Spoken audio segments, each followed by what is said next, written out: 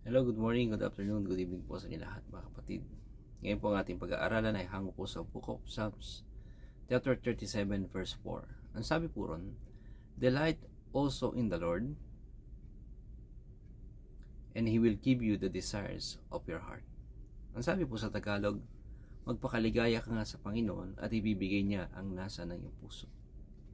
Yung mga bagay po ba tayo, mga ipinapanalangin, hinihiling, pinapakiusap sa Panginoon na hindi pa binibigay?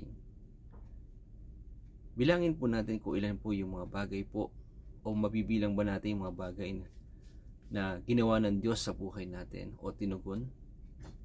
Or meron ba tayong mga katanungan pa rin hanggang sa ngayon? Lord, hanggang kailan mo pa ibibigay yung gusto ko o yung nasa ng aking puso? Una po sa lahat, ang keyword po dyan, sabi doon, delight also in the Lord. Magpakaligaya ka nga sa Panginoon. Habang iniintay po natin yung tugon ng Panginoon sa atin, dapat nandun yung kasiyahan sa puso, kaligayahan. Kaya sabi ko, magpakaligaya. Una sa lahat, magpakaligaya ka sa gawain ng Panginoon.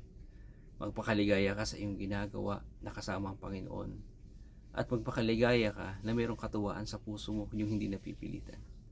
Yun po ang gusto ng Panginoon, at tinitingnan ng Diyos yung puso natin kung gaano tayo kagalak na naglilingkod sa Kanya. Nawa po ito yung maging blessing at challenge po sa atin. Yun lang po. God bless.